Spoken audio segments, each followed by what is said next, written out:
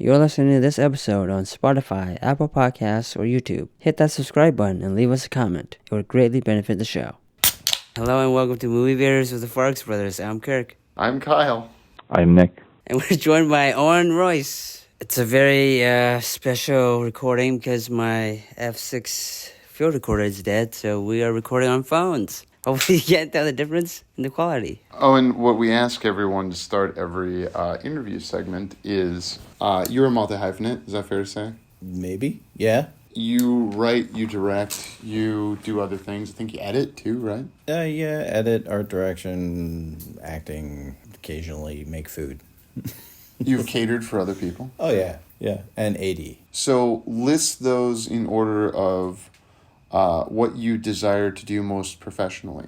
None of them other than the writing, directing. Writing or directing more? Directing. Did you go to MCTC? Yep. When were you there? 2005 till, I want to say 2009. Yeah, it's a 2-year degree. It takes 4 years, so... That's a good one. This is where I hand off to Nick, who also went to MCTC, and I can't remember which years. Well, I did a week in 2003 when it was still film, and I don't have $1,000 to finish my first 5-minute film. I still did film. Yeah, I was the last group to get to do film. Yeah, I had also done it back in '96. Oh, okay. When I was a young lad, and then I just was like, I don't need film school, and then immediately got a job and didn't do film for a very long time. Oh, in '96, you were coming out of college or high school then? High school. Okay, not to date you, but now I know exactly how old you are, which is fun. Mm-hmm. Yeah. Kirk's giving me a dirty look. Because 1996, I don't know. I'm going to do the math in my head. I'm not going to say it out loud. Do you want me to say it out loud? Because I can... Go ahead. You're better at math than I am. I can't help this, but I found out yesterday that Kirk is really bad at math. Yeah. Because I asked her what 1/3 of 60 was. I said half of it was 30. I was getting close to it. It was a 20, right? The answer was 20. You said 25. Yeah, so. You said 30 is half, so it must be like 25. You didn't know. It was shocking. Do you prefer to direct or do you prefer to write? Direct. You prefer to direct, and you went to MCTC for the directing track? Or? Yeah, for film directing specifically. I wanted to be trained in film. So, and it was still a dominant media at the time. So it was a lot of money later. And I know how to do film, and they will never come up again. So. Oh, you mean in terms of actual film? Yeah, we're in the film production track, which it's ridiculous amount of process and a lot of money, but it's not like what it is now, where you can just shoot. So, 11 minutes. I think a 400-foot roll was 11 minutes on a 16, and then that cost back then it was about $130 if you paid for just a 400-foot roll. Jeez. And then it was about the equivalent to get it processed, not to mention shipping, because you had to send it to Seattle usually. So I think we had one lab in town. And then the process really started. So it was, you then either had dailies created, which is more money, and then you cut it on a flatbed, which was ridiculously hard. And once you figured it out, it was okay, but the process was strange. Then you would also have a situation where you have to have it transferred or in color corrected to cut it at home and on Premiere or something. And even then, once you're done with that, or if you've done the dailies, you have to then have it sent off to a negative cutter. They do all your stuff, all your transitions, everything, piece the whole thing together, literally gluing all the negatives together. And then you get an answer print on top of that. So then by that point, you've just spent so much ridiculous amounts of money just to make a movie. So by the time I was doing it, we were just finishing on digital. So it wasn't that big a deal. But you really had to know what the hell you wanted in your movie back then to get it at the end product. Otherwise, there's no oh, you know what? Let's trim a little bit more. Let's do a different transition. It's no, that's a whole nother budget to do that again. So I appreciate the process of learning it, but I don't really need to do film ever again. Well, did you have to pay to use the cameras? Oh, wow. Yeah. I mean, they had cameras for you to use, but like You had to pay for the film. Yeah, you paid for your own film, and yeah, it was very expensive. But what did you do differently as part of the process so that, like, were you storyboarding more, for example? Or what were you doing so that you knew you were getting just what you wanted? You couldn't say, oh, let's just run another take because that extra take is costing, let's see, you said it's $130 for the initial print or the initial film, and it's 11 minutes. So that's $10 a minute. So that extra take is $5 potentially. In $99 or in 2000s dollars? It's just exponentially expensive. Like, it was, if you look at all the independent films from like the 90s when like independent film really took off, they're crap. Like, you watch the majority of them, they're just horrible movies. Like, I can't stand watching them. Name some that you don't like. Be that guy. The brothers McMullen? is that what it is? The Edward Burns? Yeah, Edward Burns, yeah. I mean, I didn't love it back in the day, but now if you watch it now, it's like, yeah, even all the art house stuff back then, it was just rough. Like, it just doesn't, you didn't have the ability to do a billion takes, and like, you didn't have the ability to experiment to make it smoother and better.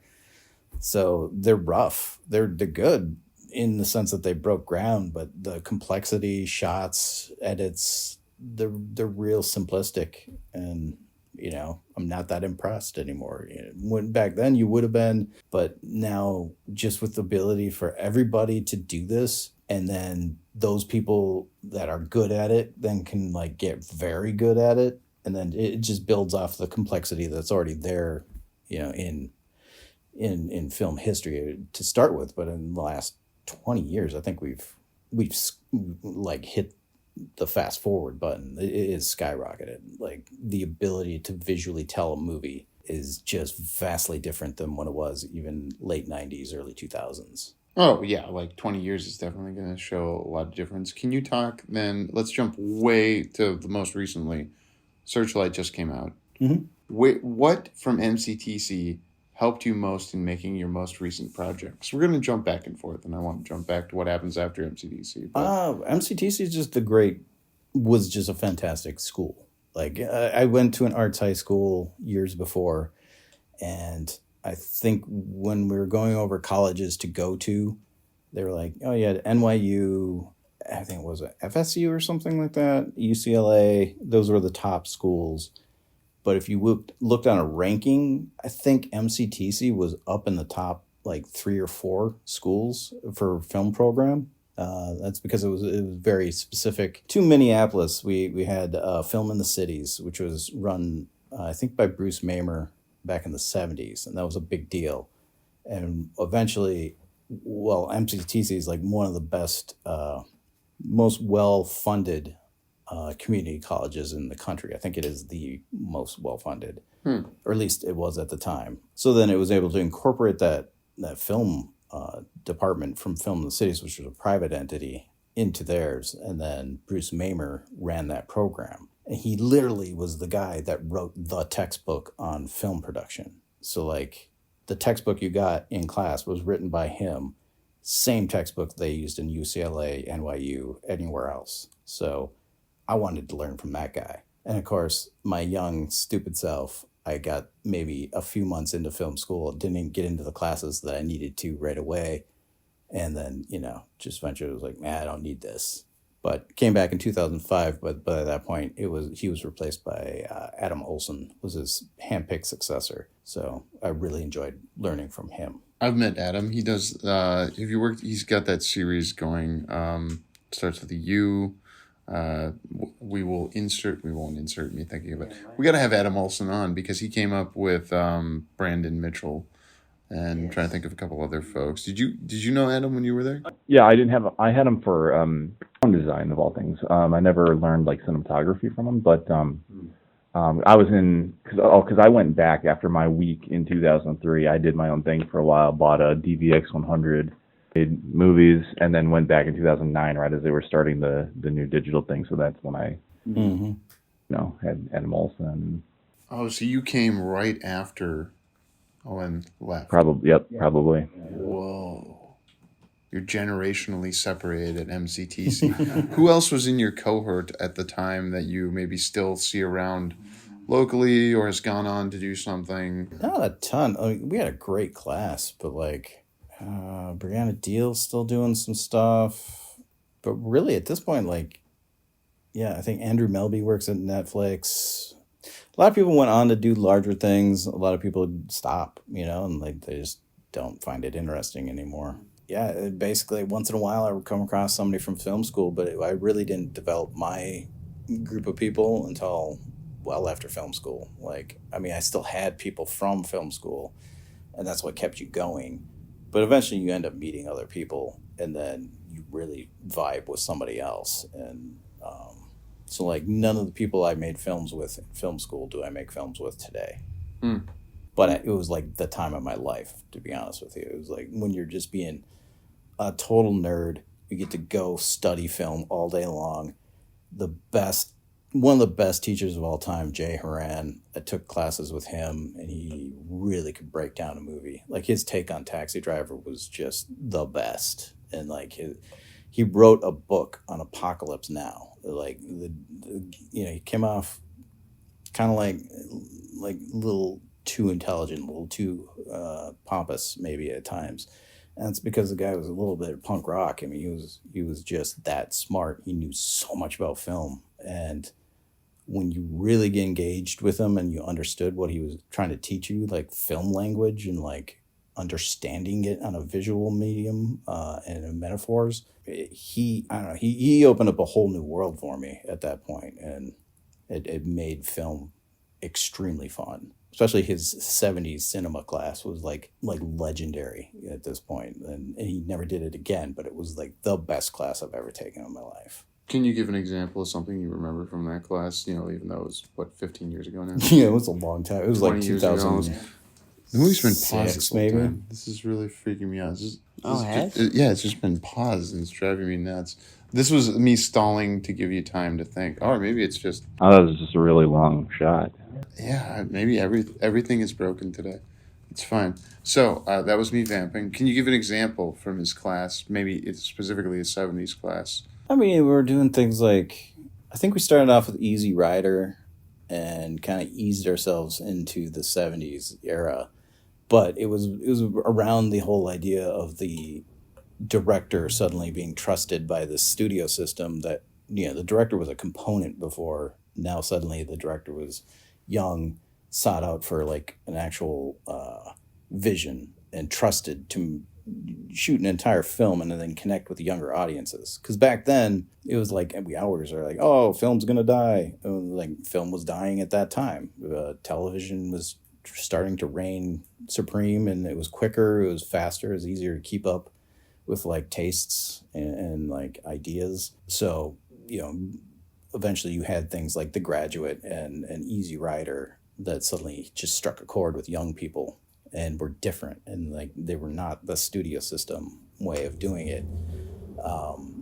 So a lot of the films were like that. We're going over Robert Altman, and just Scorsese. We'd start with like Mean Streets and stuff like that, and you see how the complexity started to build. Suddenly, film went from what felt more like almost like what we would identify as a television way of shooting to really visually complex storytelling, and not so much just like a teleplay. And so again, I will jump to Searchlight and ask, how have you taken any of this, and what did you bring in? Well, Searchlight takes place in 1973. Yeah. That can't be unconnected, right?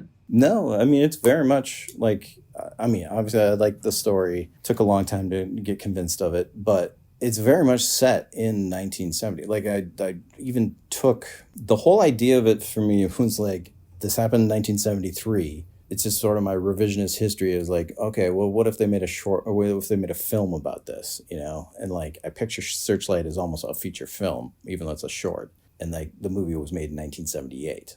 So like, a lot of the effects and how we did everything reflects very much 1978. I think we have one fully digital shot in the entire thing. Otherwise, it was miniatures and like volumetric tank, for the title and sequence for like the Thing throwback. So we stuck to a lot of practical stuff, and then just this look to it even in the way I attacked doing Nixon was very much, when I was doing the voice, I kept sliding into Rip Torn and like, yeah, and then, oh, I'd have this whole big way of talking, it's like, and I had to dial that back. But then I started thinking about like, oh, if I was to cast that back then, Rip Torn would have been a great Nixon. And then, so that became part of my voice that I was doing. And then I just pictured it as, this movie's made in 1978.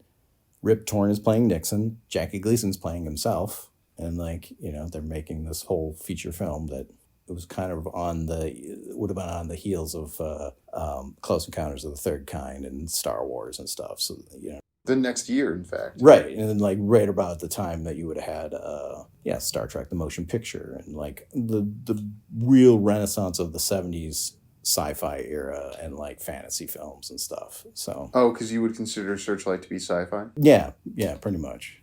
But if it's, and I heard this argument on the Close Encounters making of with Spielberg. He said, if you believe aliens are real, it's not science fiction. Well, I mean, we believe like a lot of things are real, and like we accept that a lot of things are real, technology-wise. So like when you look at it, yes, I accept that they're real, and I accept that I don't know what the hell they are, but I accept that the technology that's being used, the thing that we're observing, whatever that is real, but like we don't know how, or at least a lot of us don't know how. In that sense, it is like a sci-fi, because you have to have, it's a science fiction. It's a fictionalized science that you're coming up with that's based on ideas, and you can be like, oh, it's the Alcubierre, warp drive, or it's, gravitics, or it's whatever it is that you're trying to say it is. That for me becomes the sci-fi element of it. I don't have any proof of aliens. I don't even know that they are aliens for all I know. I don't know what they are. Wait, but you don't know from your movie what Nixon showed Gleason. No, not at all. And so I guess I'm sitting before you, the writer-director of your piece, to tell you, I don't think it's sci-fi, sir. Even though you see do you believe there's an alien in that box? Oh, and do I believe the story? No, I guess because I'm a dilettante, I'm asking you, the writer-director, directly, is there an alien in that box that he's showing him? Yes. Okay, that's an alien. That's a real alien. But it's not fake. I at no point really articulate the fact that it is 100% an alien. All his last thing that he says is like, what did you see? And he's like, I don't know. Yeah. Because he actually said that in real life. It was like he didn't fully know if he was being fucked with or not. Like he didn't know that Turkey Dick, who loved messing with people all the time. I did like that, your line about that. Yeah, that came out of reading over and over again how often, just in a room with like just his normal staff, he'd just fuck with them all the time. Like he'd just make them think they're in trouble suddenly, and then be like, nah, you're fine. And then, or tell them to do something, and it wasn't something that they actually had to do. Like seeing, I think, manipulating and watching it and almost entertaining himself with screwing around with people's reality. And like that's what I was more getting at in the film. It's like, you don't really know what the hell he saw. He talking about a UFO, and all he saw was a giant crate, and that's what he said he saw. He wouldn't open it up, and he saw what he thought originally was burned bodies of children in tanks in these coolers. And like, he was told that, no, this is what it is. The only other thing that was different from like the way I portrayed it, it was like, he actually said it wasn't about the eyes or anything. He said they're like 3-4 foot tall, small little bodies, mostly mangled up and burned. But what he saw was large ears.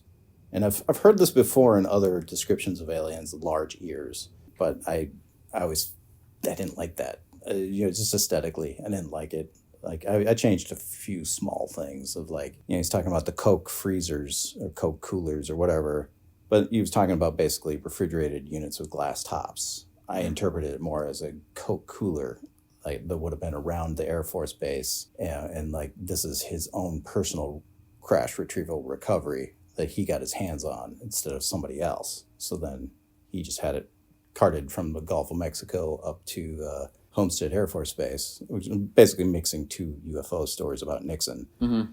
And then they just rigged up these freezers, to keep the bodies preserved, and it just keeps it in a back warehouse in in a hangar. Where did you do your research? Like, what books were you reading? What articles were you referencing? There wasn't a ton of books on it. There was a lot of articles. So I had read a ton of articles, and I would just come across new ones as time went on, but I didn't like the story. I thought it was stupid. Like, it just sounded dumb. Oh, yeah, you said that in your making of you put on YouTube. Yeah, I never liked it. It was like, it irritated me because it just seemed like such a bullshit story. It wasn't until I came across like redundant stories of it. I think the hardest thing for me was that he was escaping his Secret Service. And when I came across a separate story that had nothing to do with that one, talking about him loving to escape his Secret Service and how he had done it back when he was a vice president, all the way and now president. And exactly the way in the movie I describe it is, he would have the kitchen staff wave him through, and this is his own private home in Miami. This isn't the White House. Yeah. Like, I think people get confused. I was confused. It always bothered me because I didn't put a didactic below or the lower thirds saying that was his Miami residence.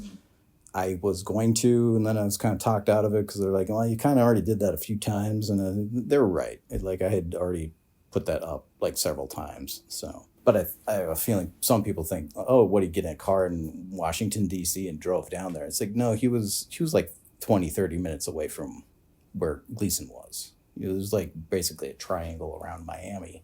I think someone had explained this to me once, where all these locations were. And he's like, yeah, the Homestead Air Force Base was here, and Nixon's place is up here, and then Gleason's place is over here. And then you were just able to drive quite quickly between all of those places. So the idea of this story then having some credibility, just because of the fact that he did, the part that I couldn't get past was that he escaped his Secret Service. And then finding out that he did that a lot suddenly was like, okay, I'm already keyed into the UFO thing. I get that that's real. Anybody that's like, oh, that's not real, I'm like, okay, cool. Then you didn't really research anything. But yeah, I mean, because you've from multiple articles been able to read about Nixon and Jackie Gleason both giving some epistemology of these stories. Yeah, and there's a book I think Grant Cameron wrote about the presidents and UFO. Each president has their own stories about UFOs and stuff that they're involved in. One of the earliest ones is about Nixon and Jackie Gleason, but it starts covering Gleason and like how they were producing a documentary because they wanted to be the first to disclose what UFOs were and of an official capacity from the president's office. So they had gotten money together, were able to fund it through a production company with Jackie Gleason, and then Jackie Gleason found the producer to produce the documentary UFOs Are Real. And like, it had a different name at the time, and it was under the Department of Defense. They were going to do all these mini documentaries about, whale or dolphins that could find mines, and they'd do something on the Navy, something on the Air Force. And this was just one of 12 different projects that they had pitched. And then they cut it all the way down. And they're like, okay, we really want you to just do this one. And it turned out it was the one about UFOs, which you can watch on YouTube. Like, it's a real documentary. It has Rod Serling doing the voiceover for it. And it's like tons of very accurate information in that little documentary. And they had to change it ever so slightly. But for the most part, in the end, they ended up not officially releasing it, and they just reverted it back to the producer, said you can take it, recut it, and it's your film. And that's his story. Like, you can still hear him talk about that now. I think it's Bob Emenegger is his name. So it's like there's multiple tracks, Jackie Gleason and Nixon being involved in UFOs and wanting some level of disclosure. Why did you make this movie? I liked the story. It just appealed to me in almost a Spielbergian type little short story, I guess, is what I was kind of going for. And I genuinely am fascinated by UFOs and what they are, what they do. And I'd been pretty heavy into it since about 2010. Wait, why did you get into it specifically in 2010? I had always been when I was younger. I used to love watching the show Sightings on literally almost every story in X-Files was ripped straight out of that show. It was like a little half-hour show about, it was sometimes about cryptids, sometimes about UFOs, whatever, aliens. Okay. And then when a year or two later X-Files came on, almost every storyline I was very familiar with, because it's like, oh no, that was from that one episode of sightings, both on Fox. I've heard this story before, that there's a show that, was a reference point for a lot of X-Files episodes. Are you a big X-Files guy? Yeah, it's okay.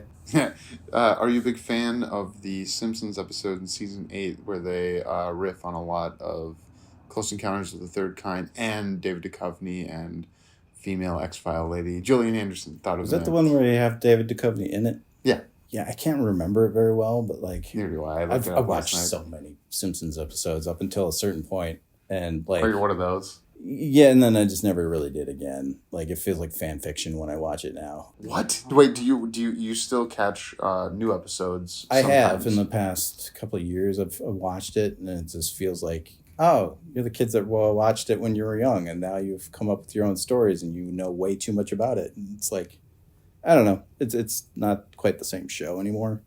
I love it still. It's still good. But Okay. it feels hollow a little bit. It's like Feels there's no hollow. Well, like there's nobody coming up with anything. It's only building upon itself. So then it's all chained to all of this canon stuff. And it just feels like you're just kind of redoing the same stories and same characters. There's nothing new there. So like it's boring a little bit. My counter to that, and this is a bait show, although this is the interview portion that will come out after the debates people have already heard, is that whenever they do a flashback episode, they do different eras now.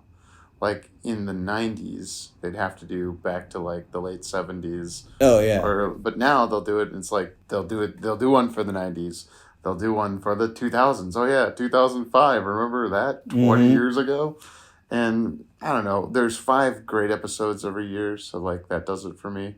And I can watch it in front of my kids, which is a challenge. Yeah, for it's weird television. because that used to be the edgy thing to watch in 1989 and 90. It was like your grandparents did not want you seeing that.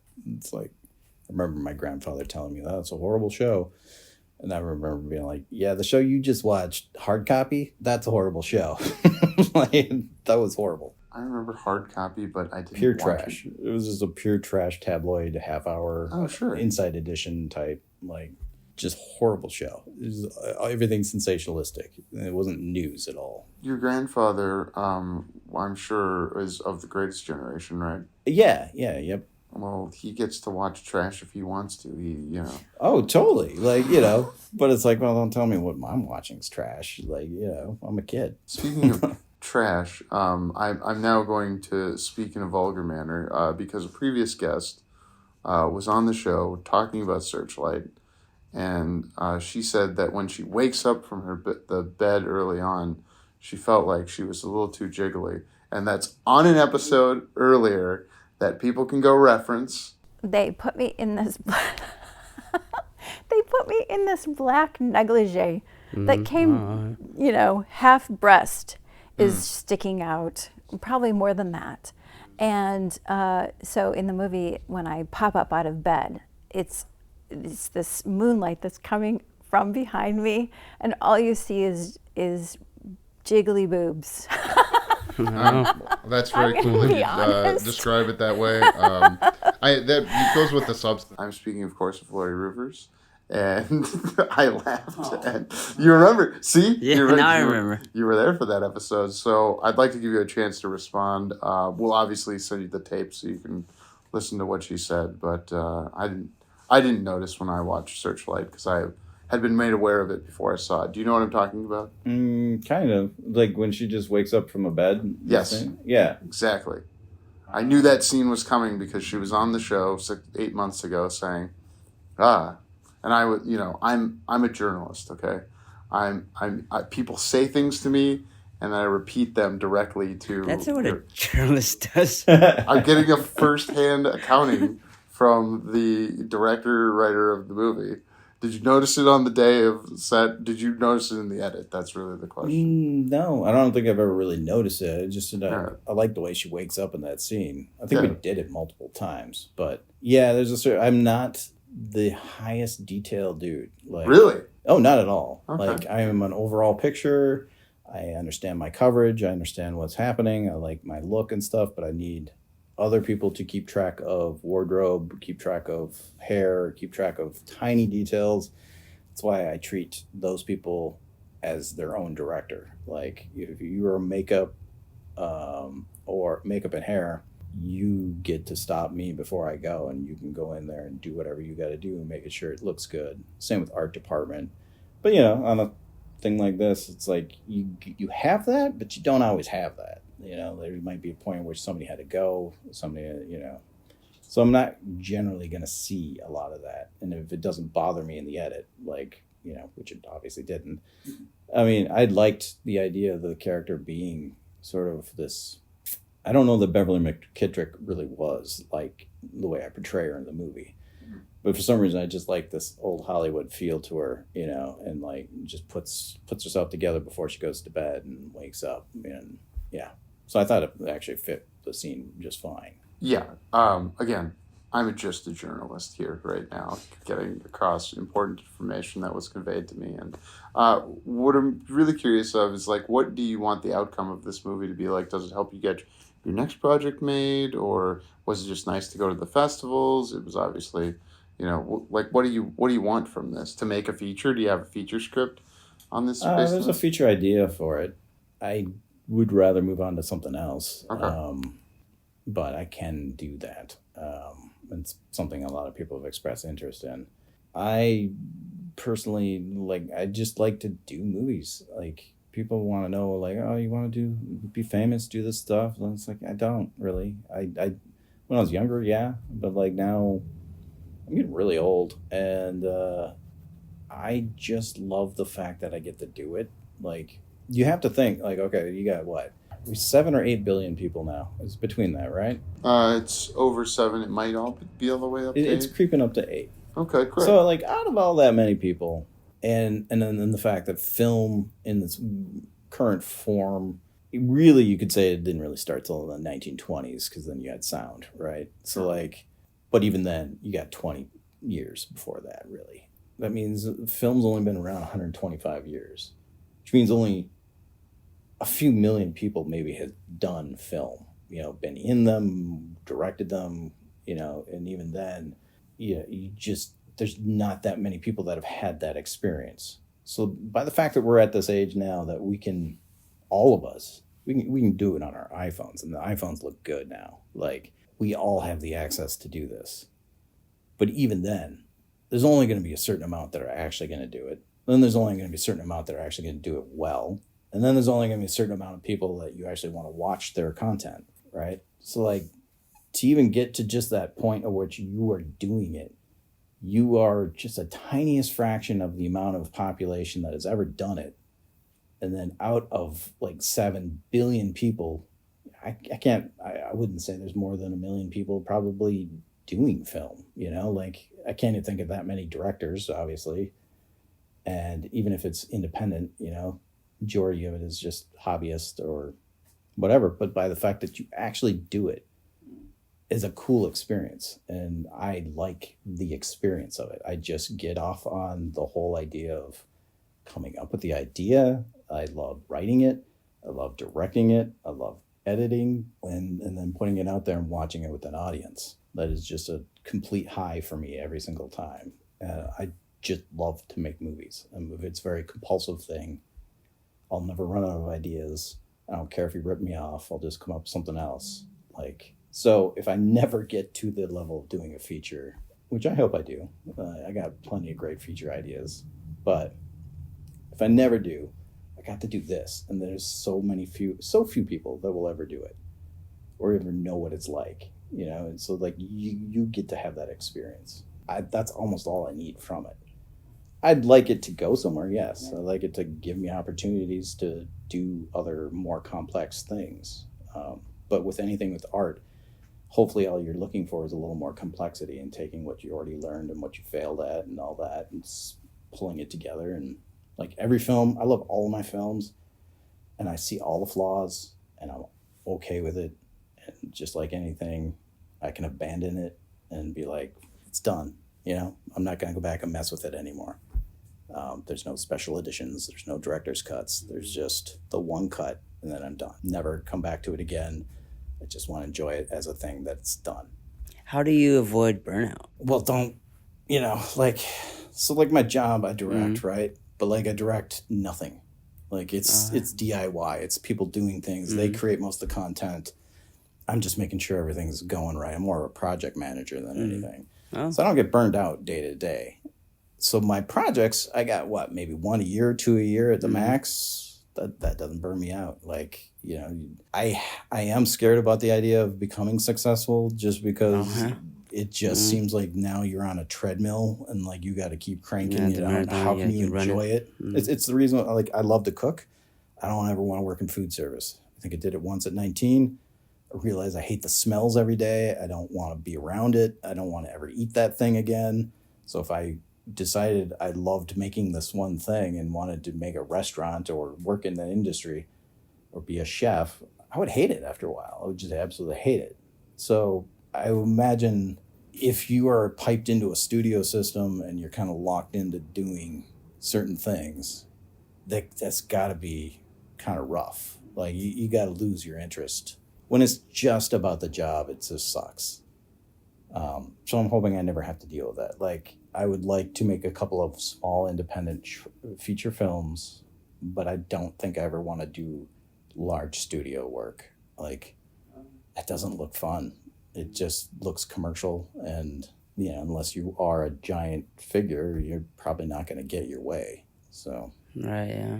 I never heard a director say that before. It's interesting. I enjoy the process, and I like being in charge of what is the end version. Having control over it. Right, I'm an artist. Like, I've always been. That's what I, you know, been drawing and sculpting since I was a kid, and got into the idea of doing film probably about the time I was 5. I saw a movie, you know, like, it was the summer of 82. And literally, we had all these amazing movies coming out. And E.T. came out that year. It was great and everything, but the one that got me was The Dark Crystal. You know, obviously, I was a big Muppets fan at the time, so like Jim Henson was cool, and I had never seen anything like that before. So that blew my mind. And then when I went home, within a few weeks or something, there was a documentary, which you can see on the DVDs now or Blu-ray, that was on PBS. And it was all behind the scenes making of. And then all of a sudden I saw, like, oh, there's these false floors. They have their hands inside these puppets and rods, and then there's cameras moving around. And it started to click, like, how you do this. And from that point forward, I was, like, obsessed with making movies. And I've really never lost it. I love having my hands on everything. That's why I like art direction. I like practical effects, special effects, visual effects, whatever we can do. And then, you know, editing, acting, story, all of it. And it's always excites me. So if it doesn't turn you on, or if your only pursuit is to get success, then it's not really a good medium. Like, there's not that many people that get a ton of success. There's very talented people that never go anywhere. I mean, it's like music or anything, you know. Get turned on, Kirk. Before Kirk asks the final question of the interview, what's this next project? Why are you doing it? Which next project? You mentioned that you might have some sort of next project on the horizon. Features. Sorry. If it doesn't have to be the follow-on to Searchlight, just what's the next thing you're making? Oh, right now I'm just finishing up one of Reina Rios's films. We had done this micro short maybe 3 years ago called Ave Maria. It's a nun fighting zombies. I kind of helped direct that and shot it, and I edited. And we just put it up really fast.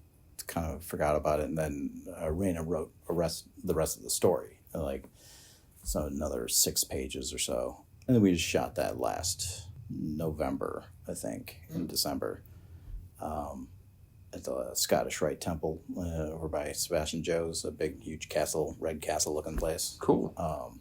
So we had a lot of fun. I got to practice things. I didn't write it, which was kind of an interesting thing to not have written the movie, and then just come in and direct it. I had a lot of fun on that one. So I'm finishing up that. I finished doing a sound design that I'm going to pass on to the actual sound designer just to be like, okay, this is what I'm thinking, and it helps me realize whether or not my edits work and the pacing works. But yeah, that should be coming soon. It's a pretty good horror movie, actually. I'm pretty happy with it. And it's not something I'm interested in doing, really, zombie films, but like, it was fun to mess with this one. This one had a certain style and feel to it that I really liked. I thought she had a great idea. So I was more than happy to help. Originally, I was just going to shoot it, but eventually I became the director, because obviously she couldn't do that as being the actor and producer. She already had too many hats. So. Wait, you directed and acted in your movie? Yeah, it's a lot of work. It's like a lot of... I started out doing that originally. I think the first is Z-Fest and stuff like that. I was directing, writing, acting in it, then editing it, producing it, all that kind of stuff. But yeah, that one, I think I didn't have to produce it. Raina did that. And yeah, I had to wake up really early, go do makeup for 3 hours, get that all applied. And then I have to drive to set, maybe pick up EJ on the way, and then be on set for 12 hours. And then I still had usually about another hour or two of taking care of some stuff. And then I go back, get my makeup taken off for like about 45 minutes. And then my day was over. So it was on average, about a 16-hour day every day. I think one day was about 20 something. It was our last day. And were these back-to-back all 4 days? Yeah. Jeez. It was rough. It's super. I don't want to do it again. I enjoy.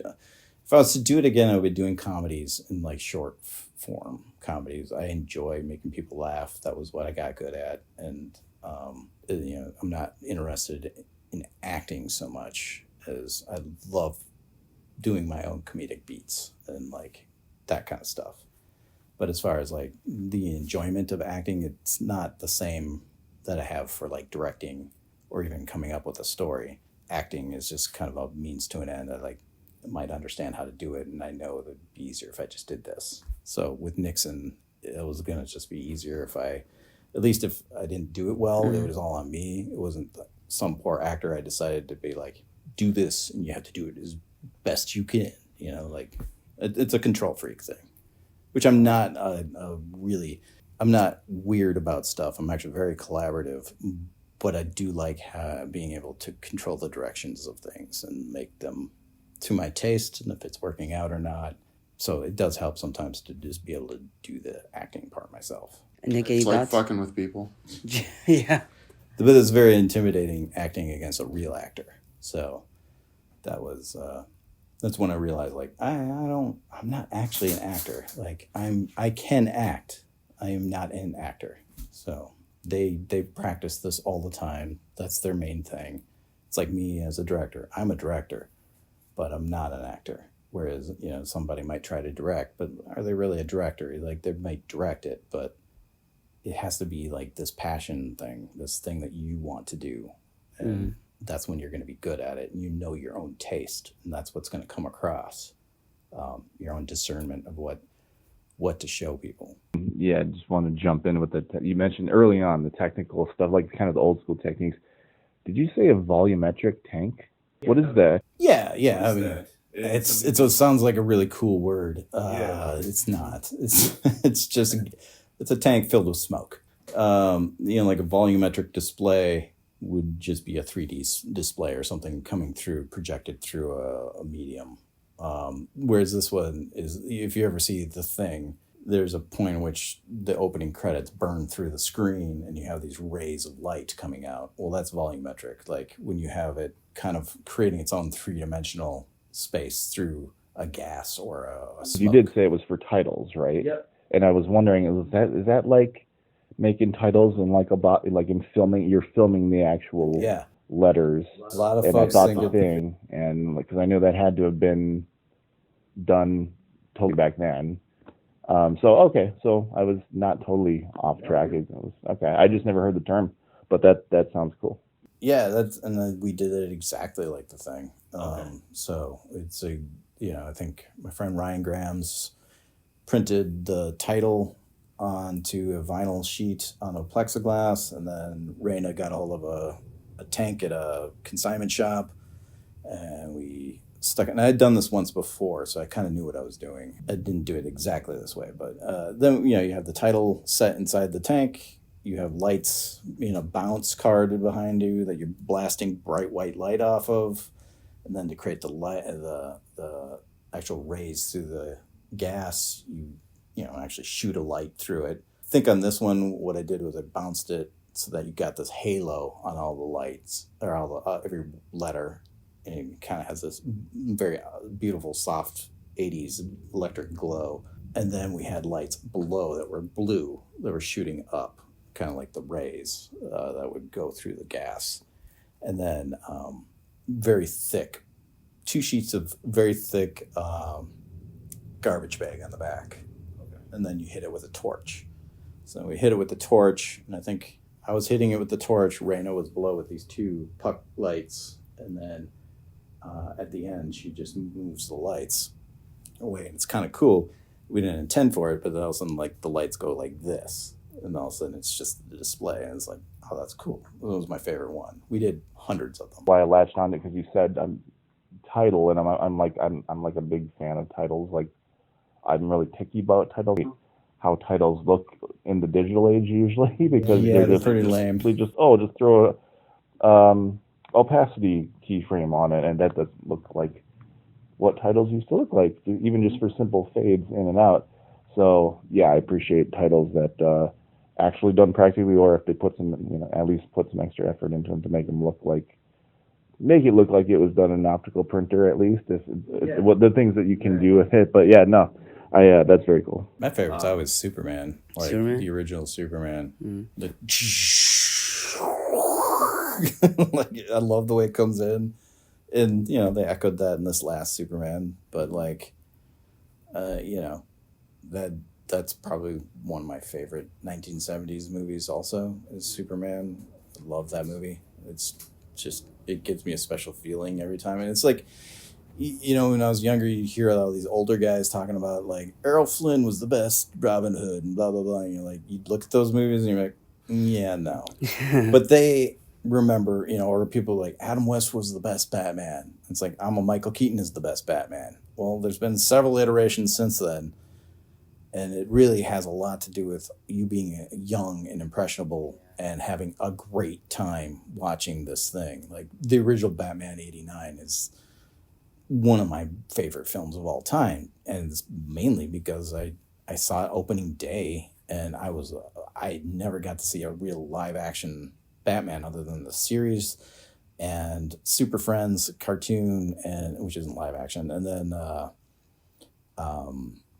there's a 1940s serial that I know I watched as a kid, and I could never figure out where that was from until I watched the 1940s versions. I think it was either the 49 or the 43. One of them's really racist, but I just remembered the scene where they were trapped in these things, and it was almost like they were being steamed to death or something. And I never saw that in the show. And my grandmother always had a black and white TV, and it turns out, well, these serials were in black and white, and it made total sense that I would have been seeing it, because they would have probably been playing on WCCO in the afternoons on Saturdays and Sundays when they play the Lone Ranger, Tarzan, and Zorro shorts from serials from the 40s. So I'm always going to be Christopher Reeve Superman. Yeah. And the only thing that irritates me is people don't seem to watch that movie very well. They have all these criticisms of the movie later on, and it has nothing to. You didn't watch. You didn't really watch the movie, because they're always like, "Well, he's flying around at the end. He's just turning the planet backwards." And it's like, that's not what he's doing. He's flying to near relativistic speeds, and then going back in time. Yeah. And then when he goes the other direction, he's just going near relativistic speeds, and then time speeds up. And the thing is, he has this power. And they're like, well, why didn't he just use it before? Well, you didn't listen to the movie. There's a whole section where he's meditating with his dad for 15 years, And one of his main things is he's telling him that you are not allowed to tamper with time and humans, their history. So he says that straight up, you can't do that. You can do it physically, but you're not allowed to do that. This is his rules from God kind of thing. You know, like, you are my son, but I'm sending you here, but you're not allowed to do this. This is the one taboo. You have to let time just be what it is, and their own progression is the way that they go. You can help them, but you can't reverse time.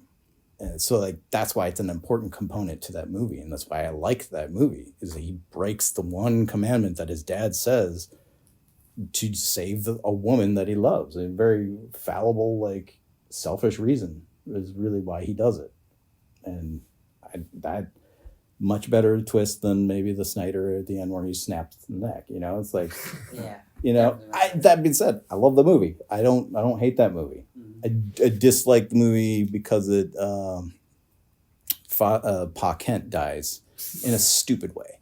Like, the dude was fast enough that he could have done that and got rid of, gotten out of there in no time. And you would have like 20 people that are a little more concerned with a tornado than watching a guy run out there really quickly and save his dad. And then that's the story that would have been out there. And then people would be like, okay, cool. That was not a reason to be like, no, let me die. Whereas the thing that makes the most sense, and getting back to like the time travel thing, is he's not allowed to go back. He can't go back and save his dad. So his dad stops and his heart gives out. And like, there's nothing Superman can do. He's not Superman at the time either, but he already knows he has powers. There's nothing he can do. He just drops and he dies. And it's this beautiful moment of like, you're going to lose over and over again. There's things that you are not allowed to do. You can't save this person. So he couldn't go back in time and save his dad. Get him to a doctor earlier or something.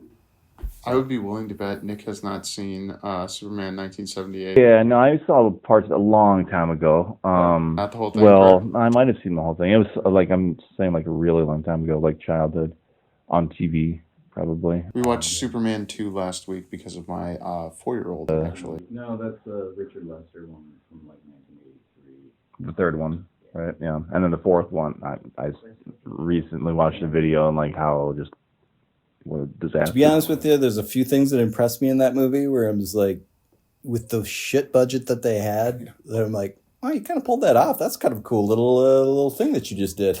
Oh. But yeah, it's a horrible movie. Well, last question to wrap things up. When we always ask our guests, who should we ask to be on the podcast? Well, I mean, there's like a lot of people around town that you could ask. I would say Jay Ness would be a very fun one to have. Him and I have a lot of similarities on the things that we like and the weird stuff that nobody else cares about. But yeah, he's great with film knowledge. He's a lot of fun. And yeah, Jay Ness definitely, as far as somebody that can talk a lot about pop culture film and also history of film. And it's just obscure stuff. I love that's what I've always loved about him. Thank you, Owen, for joining us. Catch us for our next debate. Bye-bye. Thank you for listening. For more JK Productions, find us on Instagram at JK Productions Team and on Facebook, JK Productions MN.